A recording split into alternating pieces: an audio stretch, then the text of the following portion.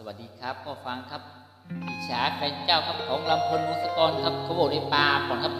เขาบทส่ง before ที่จุนายกับเจอเพราะกาเช้ากาเดนี่แหละครับเนาะกาเดก็วนเลยนะครับขอบคุณสิครับที่ตามผมเข้าใจกดโคเมนต์ครับขอบคุณครับภาพเองเลยนะครับ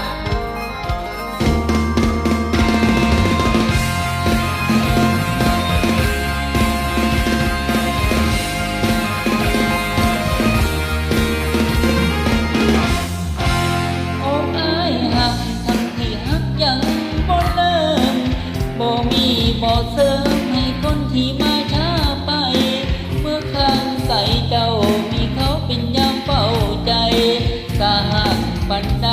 ก็หมดสิให้อายซอยบุญอายหน่อย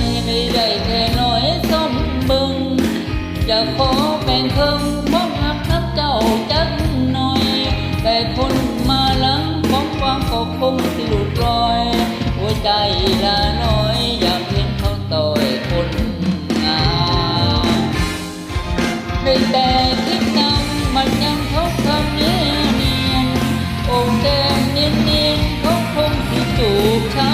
คำอ่อนซ้อนเป็นเจ้าผู้เขาได้จับได้คำคงบอกว่าบกรรมดอกน้อแค่คืนหันนาคงบอกว่าบกรรมดอกน้อแค่คืนหันโทษเด้อลาถ้าว่าเจ้าบ่พอใจไอ้ขอโทษร้ายหากถูกเป็นอ้ายด้วยสายตาบ่ต้องคิดร้ายแค่อ้ายเพ้อมองจะผ่านมาแค่แอบอิจฉาเขาผู้ใดผู้แค้นเธอก็ชีวิตสิ่งที่ดีก็ฝากการใช้เงินครับไม่ฝากขับรถครับต้องทางคนจนกับโง่ไม่ขับเมาไม่ขับไม่มักง่ายดีครับเพื่อความปลอดภัยนะคะโอเคครับแล้วก็มีเวลาก็เล่นไปแล้วนะครับเพื่อสุขภาพเราจะได้แข็งแรงครับ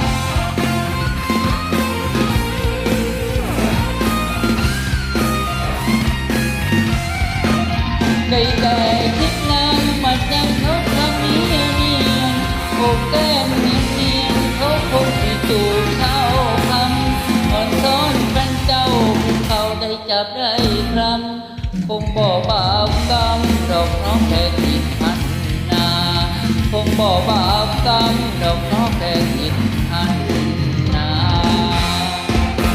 โอ้เด้อลาถ้าว่าเจ้าบ่พอใจไอ้ขอโทษร้ายหากถูกแฟนไอ้ด้วยสายตา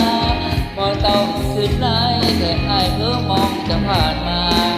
แค่แอบอิจฉาเขาผู้ใดผู้แทนเธอแค่แอบอิจฉาเขาผู้ใดได้เธอเป็นแฟนก็ได้ประมาณนี้นะครับขอบคุณครับป๋าเจียบลุงหนานนะครับเขาบทส่งวิโก้ที่จุนายครับวันนี้เป็นเพลงนะครับเนาะโอเคครับเด็กนี้ครับบอลนอกครับบอลไทยก็ประมาณนี้นะครับโอเคครับป๋าเจียบเต็มคาราเบลเลยนะครับ